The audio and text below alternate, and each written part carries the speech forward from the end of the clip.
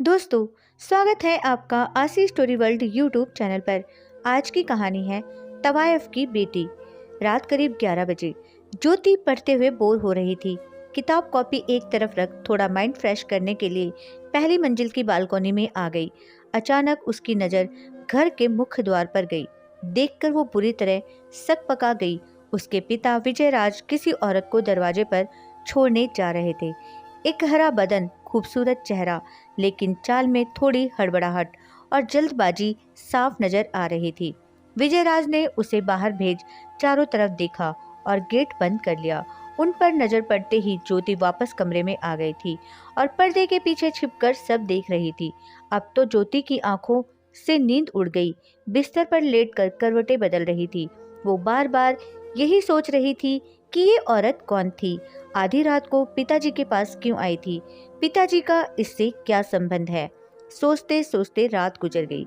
सुबह विजयराज आवाज लगाते रहे मगर ज्योति ने कोई जवाब नहीं दिया।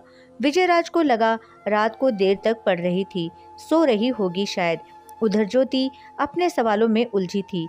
वो हर एक सवाल का जवाब भी चाहती थी मगर पापा से पूछे कैसे, इसलिए मुंह फुलाए लेटी रही। करीब 12 बजे माँ पीहर से लौटी तो नौकरानी लक्ष्मी ने बताया कि ज्योति दीदी तो आज नीचे ही नहीं उतरी। माँ घबराकर सीधे ऊपर गई। देखा तो ज्योति परेशान सी बिस्तर पर पड़ी थी। बाल बिखरे थे। टेबल पर चाय और नाश्ता भी अनछुआ ही रखा था। माँ ने पास जाकर पूछा, क्या बात है ज्योति, क्या हुआ? मेरा बेटा, तबीयत तो ठीक है? ज्योति कुछ नहीं बोली, उठकर माँ से लिपट गई और रोने लगी। माँ ने दुलारते हुए फिर पूछा, बेटी बता तो सही, क्या बात है? मेरा दिल बैठा जा रहा है। थोड़ी देर में ज्योति नॉर्मल हुई तो माँ को सारी बात बताई। पूरी बात सुन माँ बिल्कुल भी परेशान नहीं हुई। उसने ज्योति से कहा, कोई बात नहीं बेटा, तेरे पापा से मैं बात कर लूंगी। तू उठ, फ्रेश होकर कुछ खा ले।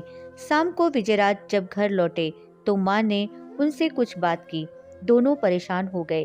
विजयराज ने उसी समय किसी से फोन पर बात की। फोन काटते हुए विजयराज पत्नी से बोले, संगीता कह रही है अब हमें ज्योति को सब साफ साफ बता देना चाहिए। वो खुद थोड़ी देर में यहाँ आ रही है। विजयराज ने ज्योति को नीचे बुलाया और पूछा, क्या बात है? ज्योति तबीयत तो ठीक है। ज्योति गुस्से से बोली, आपको सब पता है पिताजी, आप माँ के पीछे से यहाँ क्या गुल खिला रहे थे, मैंने सब अपनी आंखों से देख लिया।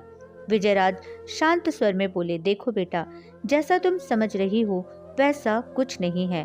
ज्योति भड़कते हुए बोली, मैं नादान नहीं हूँ मिस्टर विजयराज, अब तो मुझे तुम्हें पापा कहते हुए भी शर्म आ रही है। उसी समय वह औरत भी अंदर आ चुकी थी। उसने ज्योति के मुंह से ये सुना तो उसे रोकते हुए बोली, इस देवता समान इंसान पर ऐसा इल्जाम मत लगाओ बेटी, मत कहो मुझे अपनी गंदी जुबान से बेटी। तुम्हारे जैसी औरतें ही किसी का घर टूटने का कारण होती हैं। अपनी आग बुझाने के लिए गैर मर्दों का शिकार कर उनकी हंसती खेलती गृहस्थी उजाड़ते हुए तुम्हें जरा भी शर्म नहीं आती है। उसी समय ज्योति की माँ उसे एक थप्पड़ मारते हुए कहती है, बकवास बंद कर ज्योति, तू बड़ों से बात करने की तमीज भी भूल गई है। माँ तुम भी ये बात जानकर तुम्हें इस औरत पर गुस्सा होना चाहिए था, उल्टा मुझे मार रही हो। इस उल्टा औरत के लिए ज्योति की माँ गुस्से से बोली, हाँ क्योंकि मैं वो सच्चाई जानती हूँ जो तू नहीं जानती। जिसे तू उल्टा सीधा बोल रही है वो तेरी असली माँ है। कल रक्षाबंधन थी, ये तेरे पापा को राखी बांधने आई थी। पिछले 20 साल से ये हर साल रक्षाबंधन को यहाँ आती है। ज्योति सहमते हुए बोली, ये क्या कह रही हो माँ, आधी रात को चोरी छिपे राखी बांधने कौन आता है? तभी संगीता बोली, बेटी आज तुझे मैं सारी सच्चाई बताने ही आई हूँ। तेरे पिता को जुए में शराब की लत लग गई थी। उनकी लत में सब कुछ बिक गया, यहाँ तक कि उसने मुझे भी एक कोठे पर बेच दिया। उस समय मैं 3 महीने के पेट से थी। मैंने कोठे से निकलने की बहुत कोशिश की मगर सख्त पहरे की वजह से नहीं निकल पाई। 6 महीने बाद जब तू पैदा होने वाली थी तब वह लोग मुझे अस्पताल में ले गए। मुझे होश आया तो वह लोग बातचीत कर रहे थे। संगीता के बेटी हुई है 13-14 साल बाद, ये भी तो हमें कमाकर ही देगी। मेरी जिंदगी बर्बाद हो चुकी थी। जन्म लेते ही तेरी बर्बादी के ख्वाब ने मुझे विचलित कर दिया। मैं किसी तरह तुझे वहां से लेकर निकल गई। मैंने फैसला कर लिया था, इस नरक में जाने से पहले मैं तुझे मार दूंगी। अस्पताल से निकलकर मैं पास ही नदी के पुल पर पहुंची। तुझे नदी में फेंकने ही वाली थी कि विजयराज जी वहां आ गए। मुझे गोद में बच्ची को लेकर बदहवास भागते देख ये मेरा पीछा कर रहे थे। इन्होंने मेरा हाथ पकड़ लिया और तुझे मुझसे छीन लिया। तुम्हें त्यागने का कारण पूछा। मैंने इन्हें सारी बात बताई तो ये मुझे अपनी कार के पास लेकर आए। वहां तुम्हारी माँ से मिलाया। इनके कोई औलाद नहीं थी। इन्होंने मुझे बहन कहकर तुझे गोद लेने की इच्छा जताई। हम लोग बात कर ही रहे थे कि मुझे ढूंढते हुए कोठे के दलाल वहां आ गए। मैंने इन्हें तुझे लेकर तुरंत वहां से भगा दिया और खुद दलालों के साथ फिर उस नर्क में लौट गई।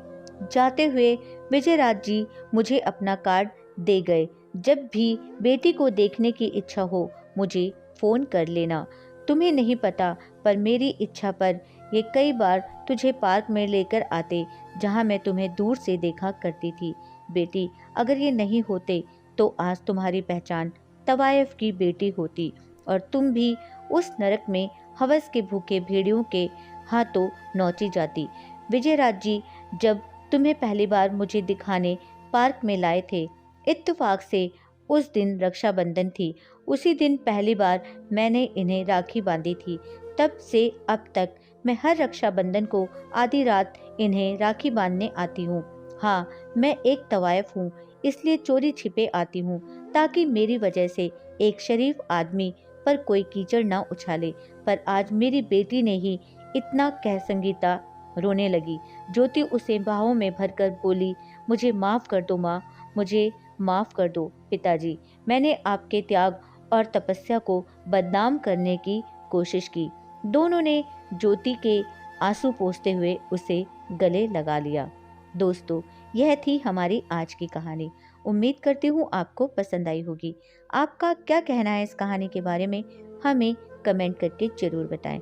वीडियो को लाइक करके चैनल को सब्सक्राइब करना मत भूलिएगा प्लीज़। मेरा चैनल नया है, मुझे सपोर्ट कीजिए।